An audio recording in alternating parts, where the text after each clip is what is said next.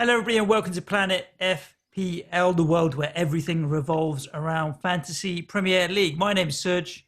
And my name is James. We're on the final stretch. 3 more Correspondent Week podcasts to go, and we're going up to Sheffield for Sheffield United. Do you want to introduce our correspondent today, James? To speak to our dear friend in America.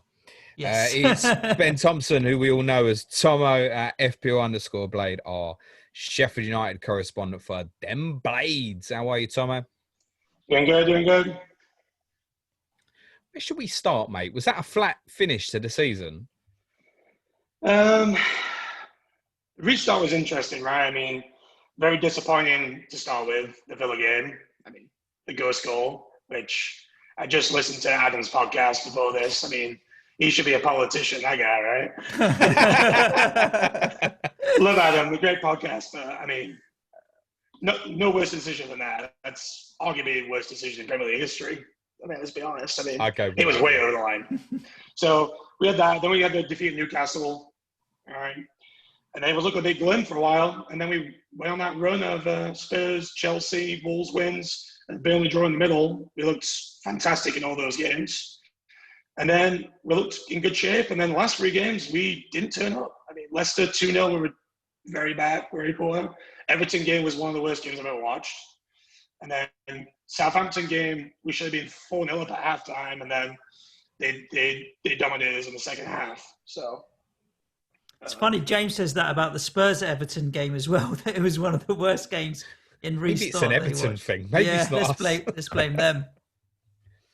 Yeah, it's a strange one to call because, I mean, that period you said, the draw at Burnley and then 3 home wins, where I think like you were disappointed at Villa, to be fair. Yeah. And then it felt because that was the game in hand. I think, could you have gone 5th or 6th if you'd won? It felt like a big opportunity to because when we restarted, it wasn't out of the question that you could qualify for the Champions League if you could come back and be consistent. Yeah. Then that wasn't a great result. Then, I mean, you look at that and you go, right, during their restart period, you beat consecutively Wolves, you beat us and Chelsea comfortably. Like thoroughly deserved. They weren't fluke results, thoroughly deserved. And yet it still feels disappointing. It's a hard one to put my finger on, actually. It is. It was weird. Yeah.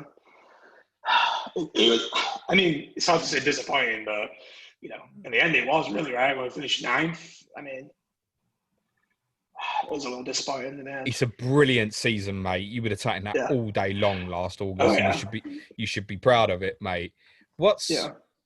What's the expectations now? Because it's going to be difficult to repeat, if we're honest, but we also know that you're capable of it. Yeah, I think so. I feel like the predictions that you sent over this week, and I had as 8th, which might be a little optimistic, but I think we can finish anywhere from 8th to 13th. I think that's kind of where I'm at.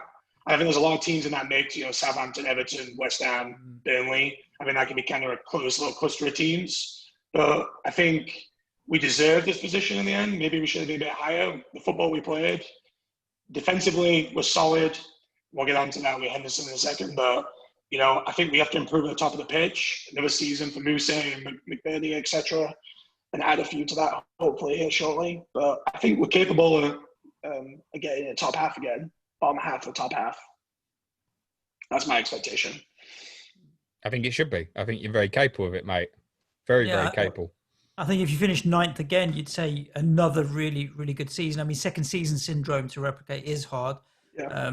You haven't been prolific in the transfer market at the moment, so it'll be good to see what additional signings do come in. It's strange from an FPL point of view. What are your thoughts about the pricing? I think when James and I have spoken about Sheffield United, they're priced quite fairly. But they are a little bit more expensive than some of the other teams where if you're trying to find a 4.5, you're not going to find them necessarily. And the really budget options, which almost prices some of them out. But if you're going to replicate last season, I don't think they should be totally overlooked. Yeah, I think the price correctly, which is a little disappointing, right? I mean, I was hoping one of us, maybe Basham would be 4.5 because he would be a good option if he was 4.5. But like I said, all the centre backs are 5 million. 5.5 for the fullbacks. I don't think anyone's really going to go there, to be honest. Maybe in stretches. I think in when we've got good fixtures, possibility. Midfield, but priced correctly. And then strikers, same again. So one of you're one of the few. We said this when we first looked at the prices. She looked at them and went, and the only team I could really think of it where I'd gone, I don't think there's any mistakes here, other than, to be honest, a couple of the forwards you'd question actually probably too much, like Musa at 6 and stuff. You're just not really going to go near, in fairness. But all the defenders, you'd go, well, 5.5 for the centre halves would have been way too much. It would have been a piss take. But the flip of that is, if there'd been 4.5, we'd be buying them and we wouldn't hesitate. So 5 million feels right, because I wouldn't rule out getting one of them. Although, if we can just talk about that area briefly for a moment, I've got a feeling from some of your social media, mate, that Aaron Ramsdale might be your starting goalkeeper. Yeah, he's locked in for me at 5 million. So I just don't like the 4.5s personally, but okay. So you think it's worth the extra 0.5 because you're not big on Ryan McCarthy or any of the promotions? Yeah, I mean, that's one thing, and I don't want to rotate. I like set and forget. And Ramsdale's, I mean, our defense is going to be as good as it was last year, in my opinion. Obviously, Henderson is fantastic, and we all know his potential that he's going to be. He's going to be Man United England's number one, in my opinion, in the next few years. But at the same time, he did make a few mistakes last season, right? He's a young goalkeeper. Now he's gone, he made a few mistakes. I love it. No, but yes, but don't get me wrong, I think he's the world ends, and I would love to have him back. But £120,000 a week for Sheffield United, it's too much, right? Yeah. And if you look at all the goalkeepers that are available, Ramsdale is as good as we can get, I think. I think it was the right time to jump on him. He knows the club. He's good, a young English goalkeeper, season under his belt. And our goalkeeper coach is fantastic, and I think we can improve him. I mean, Henderson. So I'm happy with Ramsdale, personally. And I think he's a good goalkeeper. I mean, he was a player of the season last year. And when I talked to Neil, he raved about him. Well, to be honest, even Neil Grover would say probably wasn't much of a vote down at Bournemouth last year, mate. But I would say that's probably about right. Yeah, Neil, I spoke to Neil, he loves him. So, he was disappointed he left. So I'm happy with him. Will there be a little bit of a downgrade from us? And yes. Will it be drastic? I don't think so. I still think we can get, 11, 12, 13 clean sheets again. I think that's reasonable for us. I mean, one more season in the belt for all the players. I don't see why not. Yeah, I think that's the number one. Go on, Serge, you go. Yeah, I was going to say, even I think Ramsdale could end up being my goalkeeper to start with, because I don't really want to muck around. I remember seeing a few clips at the end of the season from Bournemouth where he was giving some of their defenders so much grief. He was just shouting at them. And I like that. I like a goalkeeper that controls his back four and is a talker, and Ramsdale's definitely that. So you can't argue with the logic. And if you just want a keeper and stick with it, Ramsdale 5 million is decent. Yep, agreed. Why would you prefer him to the centre halves then? I right now have Egan and Ramsdale on my team. Oh, I should have fucking known that was coming, wasn't I? I don't even need to ask the next question of which one's the best out of Egan, Basham and O'Connell then. You're saying it's Egan. Is that because of the extra goal threat which finally came off towards the end of the season? Because I think I'd been stuck in this idea that probably O'Connell was the biggest threat. And actually, the numbers were always telling us that it probably was Egan actually from set pieces. Is it just as simple as that, basically?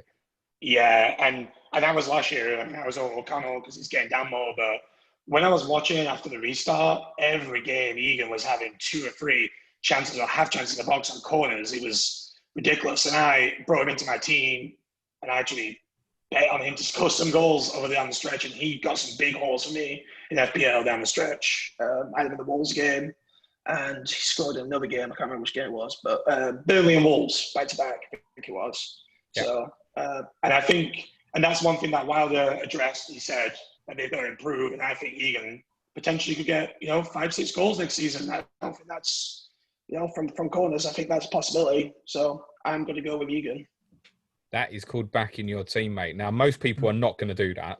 Spend 10 million on Sheffield United defenders. So if you had to pick one, where would that 5 million go? I think Ramsdale, just because I don't love the 4.5 goalkeepers, and I think there's more options at 4.5 defenders than there is at goalkeepers. So I would say Ramsdale over the defenders. I don't hate it at all. And actually, it's something I've spoken about this a lot in the past, Serge, about almost every season writing off to 5 million and 5.5 million goalkeepers and going, do you know what? I'm definitely getting a 4.5. Any of them's capable from a value perspective of doing the job. And then invariably we get to the end of the season and you've got guys like Schmeichel and Patricio and whatnot, or Lloris, who nobody tends to get hold of, but actually really do the business at their value if you're prepared to pay a bit extra. And I would say my instinct would be as well, Tommo, that Ramsdale will probably outscore Egan. Would be my instinct on that. So, yeah, I think that's probably the right call. But I mean, look, last year Henderson outscored Egan, right, by 27 points. I think I would, interestingly, I would still go with a 4.5 and buy Egan. I think that's more likely for me rather than going Ramsdale and going an extra 4.5 defender. I'm not sure if that balance makes sense or not. I need to think about that. But Ramsdale's probably... Him and Leno are probably the two 5.0s that would interest me, I think. Yeah. Do you think Ramsdale could get the same points total as Henderson? 160 points last year. Because that's 27 points more than Egan, James. So there's quite a difference there. I think Henderson had 1 penalty save last season. So if Ramsdale gets 2 free penalty saves, I don't see why not. And then Egan scoring 6 goals. So yeah, I mean, and if you look at us over the season, we did not concede more than 2 many times. I think both the Manchester United games, we conceded 3 goals, but we were missing Henderson in those games, backup goalkeeper. Egan missed both of those games. So, at Man United, they can score against anybody. But overall, we didn't concede many goals across the board. We were tight game against Liverpool twice and then Man City. So even when we play those guys, I still can see Ramsdale getting 2 free points with save bonuses or 4 points. So that's why I'm okay with having him throughout the season. It's my set and forget. Are there any 4.0 out of position players that we've missed or anything, mate? Not that I can see, unfortunately. I think that's one of the reasons, going back to what you're saying about the pricing, that they got United right, because they got Lundstram so wrong last season. So I think that's definitely a Lundstram syndrome for them. He's fascinating to see that he's 5.5 million. And he's still quite well owned. He's 13.3% ownership. You won't see him in an FPL team on Twitter, I don't think. No. We're past him being even first choice now, aren't we? If anybody is considering that. Yeah, I don't think he's going to start. And from the games I've watched so far, well, the first game I got abandoned against Hearts, I think we played. Berge was playing in Lundstram's position, and he was bombing forward in that game. And that's one guy I'm going to keep my eye on at 5 million, Berge, because if he's playing Lundstram's position, and I tell you what, he's shown some flashes down the stretch. He played very well against Spurs when he scored. He's got a good shot on him. If he's running forward into the box, he could be one to watch at 5 million. I know everyone's probably going to go Souček, but Berge has got a good run of fixtures to start, and he could be one to keep your eye on as a backup 5th midfielder. There was quite a lot of optimism, when he joined in the transfer window. I think it's always hard for players when they join halfway through a season to adapt. And so now he's obviously had that, and then he's got a full pre-season with Chris Wilder. I don't know what your thoughts are, James. I just think, it'll be easier for him to make an impact in the team starting fresh. I think, to be honest, Matt Ritchie was the other one other than Souček probably stood out at that value. We think at the time of recording that Matt Ritchie might even be leaving Newcastle in a swap, ironically, with Bournemouth, with Callum Wilson possibly. And I think that probably would make Berge the second best choice to Souček, in my opinion. He's very hard pressed at that value not to go for Souček. But if you're in there and you hate the 4.5s and you want 2 5.0s and perhaps can't split them, I think he's all right as a call, actually. I mean, if I was to buy a Sheffield United attacking player right now, it would be him, in all honesty. Yeah, I agree. The big Norwegian geezer, as I like to call him. So, he can play. Look, he'll be settled now. I think the other thing that obviously didn't help you during the restart period was it was the first time it felt like you were missing a few people. Watching you at Newcastle, particularly, I know it ended up badly because of the red card to Egan and stuff, but you weren't playing well anyway. I was watching the team that wasn't recognisable to the overlapping and stuff that I'd seen. You'd missed O'Connell badly. There were spells where you obviously missed Fleck as well. And it felt like it was the first time it really caught up with you. And it's interesting looking at the depth of your squad, just looking through the names in FPL. And I don't know if you can tell me there's some players I'm definitely missing, but 6 defenders, 6 midfielders is a small squad. Yeah. So it's something to be cautious of. Is there any players that have not been listed? And I kind of mean that as a genuine question that we might be missing here. No, just the young players that were in the squad. I mean, they played when we played yesterday. A lot of the players went international break, and a lot of those guys, Wigan Slayer was one, and I don't see them being in the other squad. Wilder did say yesterday that he's expecting 5 transfers in the next week or 2. So I think 5 is what we're going to need just to count the numbers. And going back to after the restart, I know we talked before the Villa game and about 1, the crowd, 2, the 5 subs, which really is. I mean, we'd never got 9 subs on the bench after restart. We had 7 or 8 every game. So that shows you the squad. And missing Fleck and O'Connell was huge. O'Connell especially, for the overlapping. And Robinson did fine when he came in, but he didn't have the attacking threat that O'Connell had. And we just he got better, actually. Yeah. He did okay at Villa, but then in the Newcastle game where it became apparent you were struggling to distribute. I mean, you became in that game so lopsided. Everything went down the right-hand side. And that's the first time I'd seen that happen, because previously, when you've done that and you can't find avenues, you go back and across quickly and start again on the other side and then repeat, basically. You just literally couldn't get down the left-hand side because he was struggling. Every time he fired it out to Stevens, he was hesitating. He didn't know what to do. Whereas O'Connell, he just fires it into Stevens and he's running past him before he's even finished the pass, basically. He's just off. So the balance of the team was not right, but I did think he got a bit better. There's one not priced in, but I think it's irrelevant. It would be Rodwell. He's not going to irrelevant. It's not going to be in your first team at irrelevant. all. You don't see him getting anywhere near the starting 11. So even if he came in at 4.5 million, no one's going to buy him. I don't see in that team. These forward prices, Tomo, what's going on now? I don't know. I just think it's just we finished in the top half, so they're just going to give us 6 million across the board, which doesn't really make sense. And we rotate strikers like it's no man's business, and and one thing is we missed Moose so much after the restart. He ended up going home. I think he was homesick. His girlfriend was having a baby, but he is so vital to where we play, even if he comes off the bench. I mean, that guy, he has all the tools to be a top striker in this league. I mean, pace, strength, power. He just got to get his head right, and he's got to get fit. And he could be a huge player for us, He's similar mold like Traore-wise, where he's pace and power, and he has all the potential. And he could be a £50 million striker if he puts it all together. I know that sounds a lot, but I really think he could be. But it's going to go one way or the other with him this season. He's either going to be gone or he's going to be, vital player for us. I don't know. So, we need more strikers.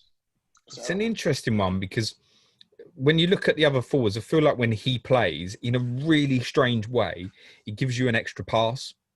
Yeah. Because he particularly, I'm thinking of that, was it the Manchester United game? We kept running the right-hand channel, spinning in. I think it was off Jones, wasn't it, if I remember right? Yeah. I mean, admittedly, United don't normally play with him.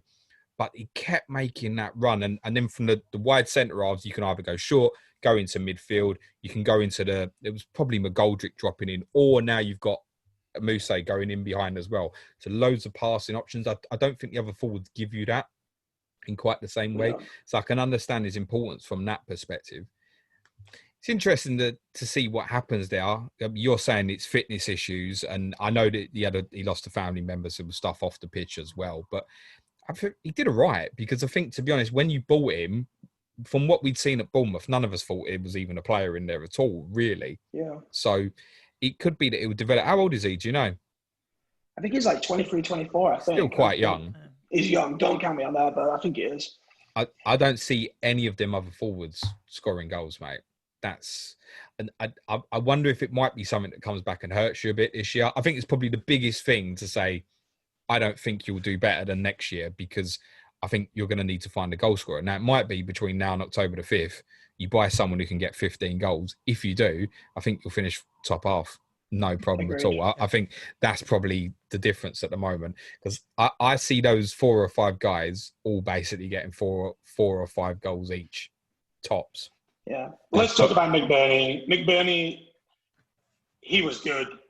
He was good down the stretch, McBurney. I mean, he's a good player. He's just not a goal scorer. He's coming short. He's holding the ball. His holding play is really good. He's good for us, but we need someone to play off him.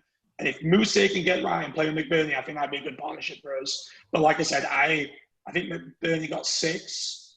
6 goals for McBurney, 6 goals for Muse.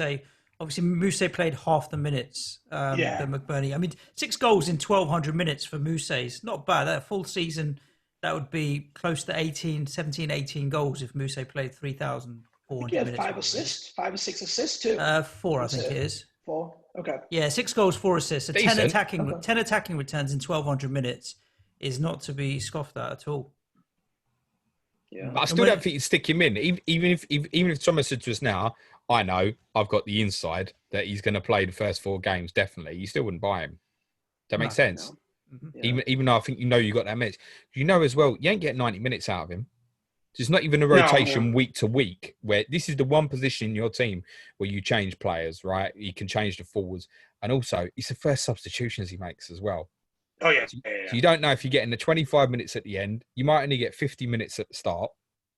So all those minutes you say there. So, I mean, it'd be interesting to see what that is per appearance, for example. It probably doesn't look quite as good as if you break that down. So just think, unfortunately, them forwards are just not an option, I don't think.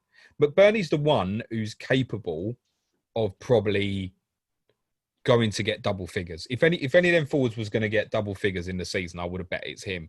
It's worth noting as well that he's pulled out the Scotland squad, although he did play for Sheffield United in this midweek, but he's probably not going to be fully fit to start game week 1. That seems to be the suspicion. So you can't start with him either. Too much for risk. Yeah. He's basically starting his pre-season now. So you wouldn't start with him. On a brighter note, Tomo, we haven't spoken about the 2 wing-backs who are obviously pivotal for you as well. Yeah. Why wouldn't I go and pay 5.5 for them guys then? Is it just too much? I think it's just too much, right? I mean, I think they're still going to do well again. I think they're going to get the same amount of points they did last season. I think they can improve, maybe get a few extra goals and maybe a couple more assists, but 5.5 is a lot, right? I don't know. Well, this is amazing. It goes back to the argument of getting the prices right, doesn't it, Suj? Basically. Well, if you look at both how they're mirrored at 2 goals, 4 assists, do you think they underperformed versus their capability? Would you have expected a few more assists out of both of them next season, more than 4 assists? Yeah, I think they definitely can improve, and that's it. I mean, Baldock has been improving. Last season he was fantastic. I mean, he played every minute. I was a little worried about him at the start of the season, but he just kicked on. I think Stevens played in stretches where he was fantastic, and then he had a few stretches where he was poor. So he was poor down the stretch last few games. I think he can definitely kick on. He really missed O'Connell and Fleck, because those 3 really sync up together. So I think they can improve attacking wise. And I won't say I won't go there, on certain stretches of games. So we'll have to see. But I mean, I just would rather go Egan. 5.5 million seems a little steep. If you look at Doherty, who James and I are doing such a good job of pronouncing now, it's twice as many goals and assists, like 4 goals, 8 assists in half the time. It's worth the 500,000 more that you're going to pay from 5.5 to 6 million. I think even I agree with that. Yeah. And if I'm getting Ramsdale in goal or even going with Egan, then I'm not going to double up. I don't think, especially not at the start of the season. I want to wait and see how it maps out. With so many of us trying to power in as many premiums in midfield and stuff as well, just find 4.5. Like the likes of Burnley are capable of keeping as many clean sheets as you are. So Charlie Taylor, whilst he might not get as many attacking returns for the million saving, I'll probably get as many clean sheets out of him as I may out of Sheffield United, and I'll take that, to be honest with you. Yeah. But Charlie I think Taylor so too. possibly could match these guys for attacking. Yeah, he returns, could. by the way. He could. If he Young didn't, player developing as well. I wouldn't be mad with him. God, Tom, what was you going to say, mate? Sorry. No, I agree, and I don't know. I'm pretty sure you guys are listening to pods, but I've got TA and Robinson in my team right now too, so it's kind of hard to fit anybody over a 5 mil. I've got those two, Egan, a 4.5 and a 4 mil right now. 4.5 kind of still deciding who I'm going to take. But you know, I like Egan because it's differential. I don't think many people are going to own Sheffield United defenders this year. Agree with that. Mm-hmm. And if you look at the first 5 games, I can see us keeping 3 clean sheets potentially in those 5 games. I don't think it's out of order. How many can you see you keep between 6 and 8? Probably 0.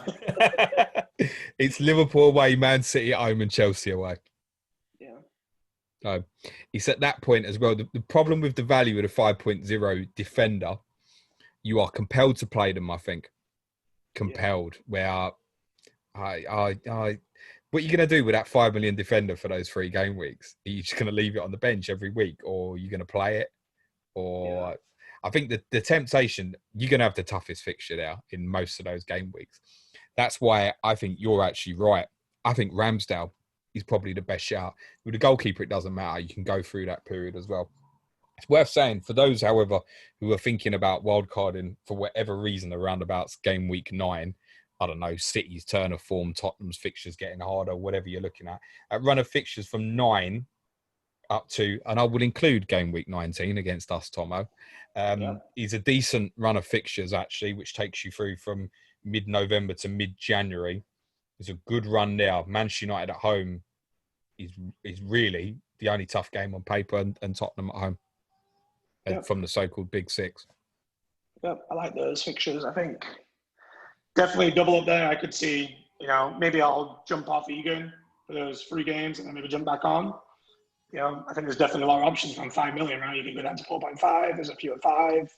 Jump off and jump back on. I think that's something that I'm probably going to plan on doing. Double Sheffield United defense would be a huge differential. And I kind of like it, to be honest, for that stretch of games. Why am I not surprised, Tomo? Why am I not surprised? So, I mean, do you play Egan against Liverpool in game week 6 and you're thinking at the moment? Or is that what you're saying? You hop off, hop on? I'll probably hop off and hop back on. I don't see why not. It feels like a big call to, I mean, I haven't looked at other teams' fixtures during that period, but it feels like a big call to make those sort of 2 transfers. But that you're starting with it, and I agree with you, the first 5 fixtures are okay. I've said this, that I think Arsenal's the 4th game, isn't it? What's the 5th game you've got? Fulham at home. Yeah, so I mean, if you take those first 5 fixtures, I can definitely see a couple of clean sheets in there, to be fair, in that early period. I just think he's probably one. Egan and the likes probably a good shout for those who think they're wild carding early. I would say, don't fear the Wolves game in game week 1. You had 2. You played very well against them twice last year. You probably should have won at Molineux. The game at Bramall Lane was very, very tight. Obviously, won very late on. So I wouldn't fear that in terms of the potential to keep a clean sheet. And Bradley Parker's mood at the moment, he'll tell you, is probably fucking locked in at the moment, by the way. So I think there's definitely clean sheets in those first few games. So for an early wildcarder as well, who wants to come off between those 5 to 7 fixtures, which look really tough, decent shout. Are you intended to wildcard early, Tomo? I have every last few seasons. I have. So there you go. Makes sense then, doesn't it? I bet you don't have Ramsdale either. Can we talk about Ryan Brewster? What do you know? So I keep seeing links with us, and if he does sign for us, I think he's definitely a valid option for 4.5. I can see him starting up front for us right now if he signed. Very interestingly, you don't know this, but we're recording this on Wednesday night. Now, between us recording this and your podcast going out, Dan at FPL Loco Lords podcast goes out on Liverpool, and we talked about Ryan Brewster quite a lot. And we actually agreed that if he went to you, that wouldn't be good. Okay. Because of the amount of forwards, and that he would he would almost become the auto pick idea, because 4.5 million, great, but then it would almost be like that wherever he went. we discussed the idea that there were certain clubs, perhaps Newcastle, Villa, might be two alternatives where we'd think, yeah, he's probably going to play. Whereas at you, I feel like he's just become part of that mix again with Sharp, who we haven't spoken about, McBurney, Mousse, McGoldrick. Have I missed anyone? Robinson. He's back. Yeah, Robinson. He's back. He'll probably go out on loan or get sold, I presume. Probably, I would presume. But I wouldn't be comfortable to think, put it this way, he'd be great for the squad, but I'm not sure how often I'd have the confidence to start him until I knew the others were A, injured, or B, he'd shown the returns already to make me have the faith and belief in it. He's a super talent. We spoke about this at length with Dan. But I to be honest, your team's one I'd be concerned about if he went to. Everyone would still buy him, by the way. Yeah. He just needs to move anywhere and everyone will buy him, which wouldn't be good for the game. Yeah. Yeah, no, I think him and from a football side, taking FPL here for a second, I think him and Mousse would be the rotation partnership we would have. Whether one starts, one comes off the bench or vice versa. And I think it'd be good for his development. I mean, I think managers across the board now trust Wilder with the young players and seeing what we're doing with Henderson. Yeah. I think there's going to be plenty of clubs. There's big clubs going to want to send players to us. And I think I heard what Wilder said he's got 2 loans coming in. So I'm wondering if he's one of them. But, I get where you're coming from at the same time, from FPL-wise. How do you... Yeah, it would just concern me on the minutes. Like, even if he's getting starts, I think, he's going to be first off from 55 or something. I'd be nervous about it most weeks. How do you feel now? I mean, it's a different circumstance having a player come on loan as a goalkeeper who did really well with Henderson. And obviously, your expectations in terms of what last season was far exceeded what the original expectations were. I know you thought you'd do great. We said on this podcast that we didn't think you'd go down, but we also didn't think you'd do what you did. How do you feel as a club now, the idea of getting players on loan, knowing that, say in the case of Brewster, it's probably highly likely that he'll go back to Liverpool and probably be starting for Liverpool in 2 years' time, for example. It's always something at Tottenham. I don't feel comfortable with loan signings. I always think, no, it's not really my player. Does that make sense? I'd rather go and buy someone younger and develop them myself, for example. Yeah.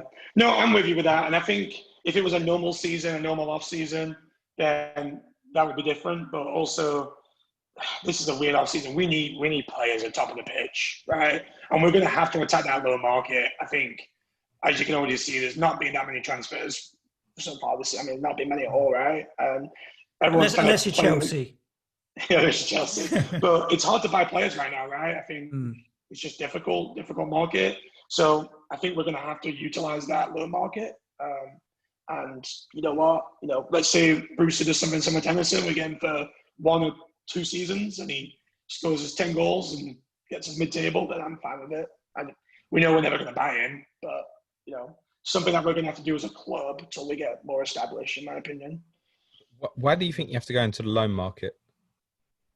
I just don't think we got the money to pay for these strikers. To get a striker who's going to score 10 plus goals, it's expensive. I just think, for example, we're looking at what Callum Wilson's being linked with Villa Newcastle. The fee seems quite respectable. We're talking about 20 million. You dropped 30 million on Sander Berge in January. Is it wages though? Is he on 100? Could be. In fairness, he could be. There was some surprisingly very high earners at Bournemouth, so I wouldn't be surprised. Who's your top earner? Do you know? It's got to be Berge, I would say. I don't know what he's on. I don't. I think I want to the low investigate market. You talk. I know there's 2 sides to it, right? One, clubs are going to be trying to reserve cash at the moment with all this COVID stuff going on. No one's going to be throwing money around. And Callum Wilson's an example of a player that might be priced quite well at 20 to 30 million that you can buy, but so many clubs, mine included, go out and spend 30 and 40 million pounds on players that are unproven in the Premier League and cock it up. Wesley at Villa, Joe Linton at Newcastle. We're not the only ones, but we've done it with quite a few players. I would rather be in a situation where we took younger players on loan and built up that way than go out and do what we do, which is chuck 30s and 40s at players that don't end up delivering in the Premier League. And so right now it's a slightly different time. I mean, your owners are reasonably wealthy, so it's not going to be a situation where they can't afford it, but I just don't think they're going to throw the money around either. Yeah. I think the one player that I would prefer would be Josh King. if I could get one player, that's the one I would want. I think, especially from Bournemouth.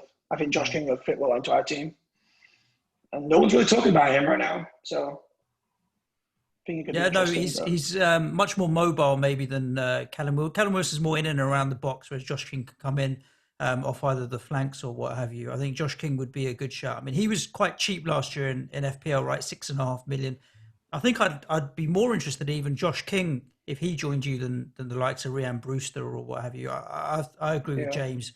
Brewster is quite different to your other strikers though, in terms of he's not really a hold it up kind of striker. He's get in behind and get shots off kind of striker. So he's a different option to what you have up there. I'd want to see it and see him starting and regularly scoring before I went near it though. I think we need to get the Prince on. We need to get the Prince on the podcast and ask him. Yeah. Listen, if you've got his number... He's been on everyone else's podcast. I know. Yeah. He's got McBurney in his team, right? You were saying? That wouldn't surprise me at all. Does he not know he's not fully fit? I mean, he should know, really, shouldn't he? Just to come back to that on wages, I found an article, and I don't know how true this is or not, by a gentleman called Steve Luckings. It was posted on a website back in April. Actually had Jagielka listed as your highest earner on 50,000 a week. Did he re-sign Jagielka? Yeah, one more year. It's worth saying the numbers here aren't for Sander Berge, so it could be that Sander Berge is on that or a bit more. But some of these wages are interesting, mate. So Mousse, 25,000 a week. Oliver Norwood, 15,000. Billy Sharp's on 12,000. Dean Henderson was on 10,000. Jack O'Connell, 10,000. John Fleck, 8,000. John Egan, £7,500 a week. Are these numbers right? It can't be right. Egan just got a new contract, so... If they are, all your players are getting bought, mate. Yeah, and they'll all be leaving for more money. They're not even. They don't seem realistic. There, James. You're talking about that's seven grand a week. It's 350 grand a year. When you've got some like Mesut Ozil earning in a week what John Egan earns in a year, not possible. Can't be. To be honest, I've just found another article here, which is linked to Football League wages. And to be honest, some of them wages look about right. Wow. Like top earner, it's got Sander Berge listed £40,000 a week on this one. So, yeah, look, John Lundstrom, 4,000 a week. John Fleck, 8,500 a week. The wages of these guys is really low. And that's what Tomo's highlighting as the problem. It's not actually the money and the buying players. It's the paying the wages. Callum Wilson will be on at least 50 grand a week at Bournemouth. Yeah, he's gonna want more to move. Or I'll put it this way: he knows probably if he goes to Newcastle or Villa and goes to be there number 9, he can probably be asking for 80 and more. Yeah. I suspect if he goes to Newcastle, he'll probably ask for 100 actually. But that's the problem. That's something actually. The problem you've got there with that, and it's a little bit like the problem Tottenham have had to a different scale. When you want to get a new player in, like they've got with Berge, they've given 40,000 a week, which didn't make him the top earner, but probably does now. The problem is you're bringing someone in from the outside who suddenly earns more money than somebody else. And all these other players eventually are going to look at it and go, well, I want more money. I want more money. How can he be on 5 times more than me when he's just come here and I've done this for this club for 2-3 years? And that the only way around it, and the way Tottenham got around this, was they did long contracts and regularly gave upgrades year on year. So what they'd have to do is basically get all the boys that they want to sign a new contract. So be it Stevens, Baldock, for example, all the defensive guys. If they want to all boost them up to more, to be honest with you, Premier League wages, because they're Championship wages, not Premier League wages, then to boost them all up, they have to say, look, we're going to talk to all of you. We're gonna bring you in. Obviously, we're gonna deal with you individually because of fucking agents and bollocks. You go long contracts, and you go look, and then this time next year we sort again, and we'll go another 20% on top. So they all gradually go up. So the worst thing you can do there is just suddenly, right? I don't know. Let's just say hypothetically, Chelsea wanted to buy Egan, and they go, "Oh shit, John, we'll give you a new contract. There's 60 grand a week," and Basham and O'Connor are going, "Well, what about me, boss?" Yeah. Then that's when you start getting issues. So actually, it's something really interesting. So I want to do a bit more digging on that. That's something interesting to look out for in the next few weeks or so. We've lost Tomo. We have lost Tomo because of technology and what have you with Zoom. I'm going to try and patch him back in, James. But as we wrap up the pod, we'll give Tommo his shout out. Have you any further convinced as to whether or not you want a Sheffield United asset at the start of the season? You were flirting with the defensive asset there, James. Yeah, exactly. Has Tommo been able to convince you that having one from the start is the way to go? No, not particularly. Okay. Because I know he loves his club and he's biased, which is fair enough, because all the guys should be anyway. But there's solid rationale. I like the fact that I think, yes, Ramsdale is the standout, actually. And I think it's probably for me to get my head round, do I want a 5 million keeper? I think the problem is, if I then decide to make that move, I think I'd go for Leno, actually. Because he'll make a shit ton of saves as well. Yeah. And they're liable to get better defensively. Whereas I'm not sure if Sheffield United can equal what they did last year. Let me put it a different way. I'm not sure if they can beat it and exceed. I don't see Sheffield United challenging to be in the top 6 next season like they were at certain parts this year. So to replicate what they've done this year would be amazing, but I think that's probably the bar. Yeah. And to be in and around, to be in a position where you get to April next year and Sheffield United have got a chance of qualifying for Europe again would be brilliant. I don't think there'd be in any danger at all unless the squad suffered mass injuries. Tommo, hey guys, I'm back. Sorry. Yeah, no worries, buddy. Thanks so much for joining us, giving us the rundown on Sheffield United and the assets. I'm actually a little bit more leaning towards Ramsdale in my starting 15 squad, but obviously there's still a long way to go, and we'll be keeping an eye on the transfers as and when they come in. James, we have 2 more Correspondent Week pods to go, and 2 really, really good ones to look forward to. First up, we have Gemma and Harrison for West Brom. I know many of the listeners won't know too much about some of the West Brom assets, but we'll be talking about Pereira and the likes. Or you mean second up? So is Ted first? Okay, cool. So first, well, let me finish up with West Brom, and we'll be talking about them buying Grady Diangana as well, who had a pretty decent season, so I'll be interested in him, but he's a bit expensive. And of course, we have not covered Chelsea yet, which will be an entirely new starting 11 by the time we get round to speaking to Ted at Rotation FPL, who's been an FPL manager for such a long time and is so knowledgeable about Chelsea. So 2 really, really interesting podcasts still to come. Tommo, thanks again for your time. Thanks for Sheffield United. If anybody that doesn't follow Tommo's FPL_Blade on Twitter, where he'll be tweeting, bigging up Dem Blades and talking about everything to do with FPL. And wherever you're listening to the podcast, make sure you're subscribed. You'll get notified as soon as any of our Correspondent Week shows go live. Most importantly, stay safe. Ciao for now. Thanks, Tommo. Cue music, please, man, child.